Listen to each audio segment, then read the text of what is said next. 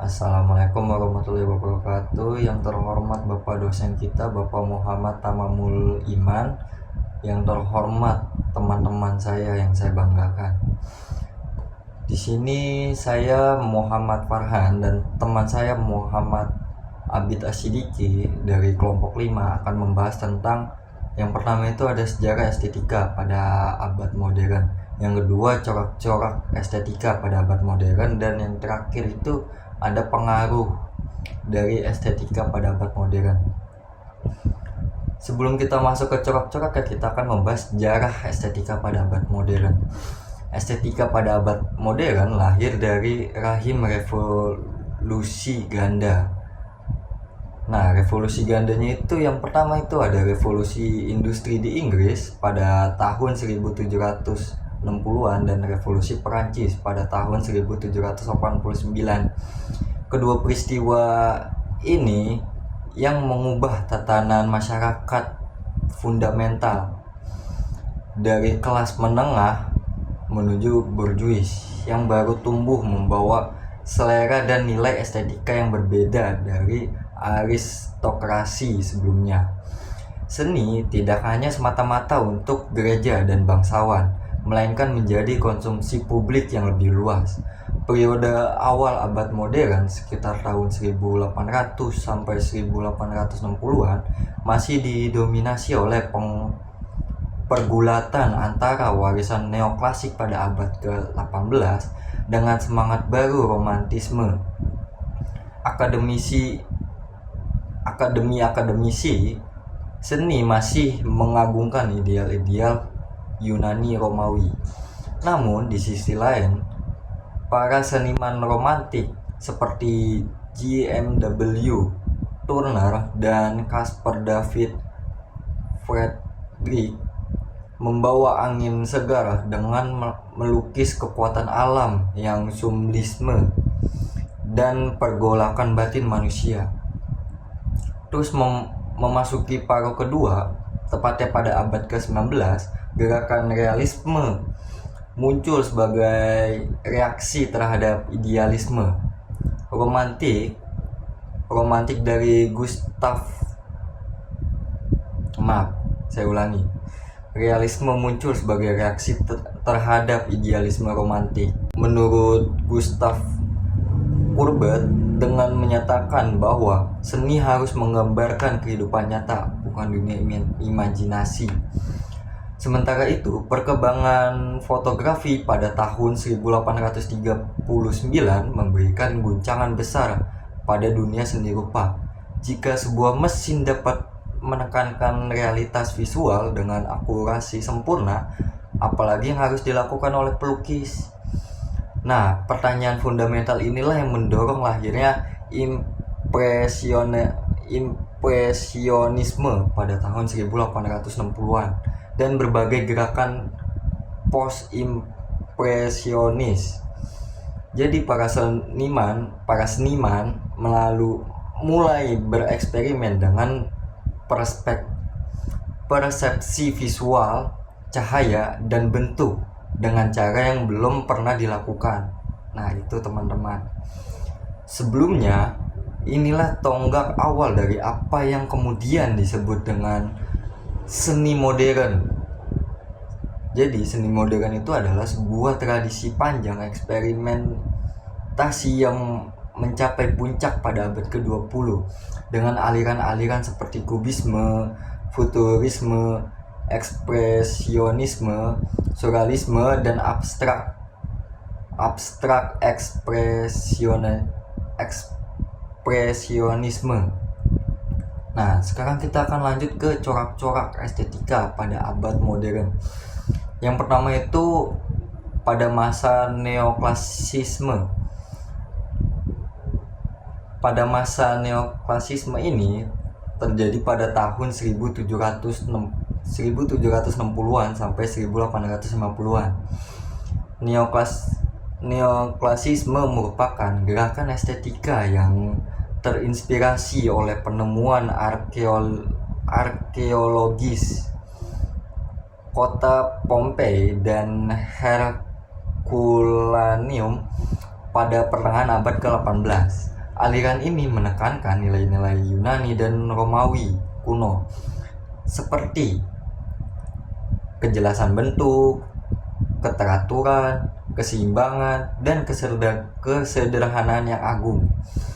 Dalam seni lukis, seniman seperti Jacques Louis David menciptakan karya-karya monumental dengan tema kepahlawanan dan kebijakan moral.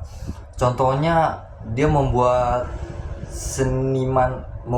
lukisan yang berjudul The Death of Socrates pada tahun 1787 dan Out of the Horati, ya kan, Horati itu pada tahun 1784.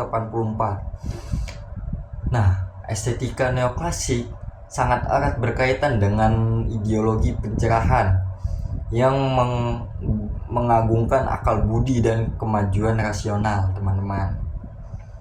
Terus kita akan masuk ke romantisisme pada tahun 1800-an sampai 1850-an. Sebagai reaksi terhadap rasionalisme, pencerahan dan kekakuan maaf teman-teman, saya ulangi. Sebagai reaksi terhadap rasionalisme, pencerahan dan kekakuan, neoklasisme, romantisisme merayakan emosi, imajinasi, dan keagungan alam. Jadi para seniman romantisisme tertarik pada hal-hal yang sublime atau pengalaman estetika yang menghadirkan rasa takjub sekaligus takut di hadapan kebesaran alam atau kekuatan tak terbatas. Tokoh-tokoh penting dalam seni romantik antara lain seperti Eugène Delacroix itu di Prancis dengan karya-karya ikoniknya Liberty Leading the People pada tahun 1830-an. Dan tokohnya itu ada J.M.W. Turner di Inggris dengan landscape badai dan cahaya yang dramatis, serta Caspar David Friedrich dari Jerman dengan menggunakan figur-figur soliter. Dia menghadap alam luas yang menimbulkan perasaan seperti kepedihan dunia, seperti itu teman-teman. Dalam arsitektur, nah gitu teman-teman. Terus romantisisme melahirkan gerakan seperti Gothic Revival yang menghidupkan kembali gaya abad pertengahan, teman-teman. Yang ketiga ada realisme pada tahun 1840-an sampai 1880-an, teman-teman. Aliran ini muncul di Prancis sekitar tahun 1840-an sebagai protes terhadap romantisisme yang dianggap terlalu jauh dari kenyataan. Pelopor utamanya yaitu Gustav Courbet. Dia berani menampilkan petani, pekerja kasar, dan adegan kehidupan sehari-hari sebagai subjek lukisan. Hal yang dianggap tidak layak oleh standar akademisi kala itu. Karya-karya monumental dari tokoh ini, si Gustav ini, ada Burial et Ornans pada tahun 1849 sampai 1850-an. Ia menggambarkan pemakaman orang biasa dengan ukuran kanvas yang biasanya hanya digunakan untuk tema sejarah atau agung. Nah gitu teman-teman. Terus ada tokoh lain juga seperti Jean Francois Millet, juga dikenal dengan lukisan-lukisannya tentang kaum petani yang penuh martabat. Contoh lukisannya itu ada The Gleaners pada tahun 1857. Dalam sastra realisme diwakili oleh Honoré de Balzac, Gustave dan Charles Dickens. Begitu teman-teman. Dan yang keempat itu ada impresionisme pada tahun 1860-an sampai 1880-an, teman-teman. Aliran ini adalah salah satu revolusi terbesar dalam sejarah seni barat. Jadi, kelompok seniman Paris ini seperti Claude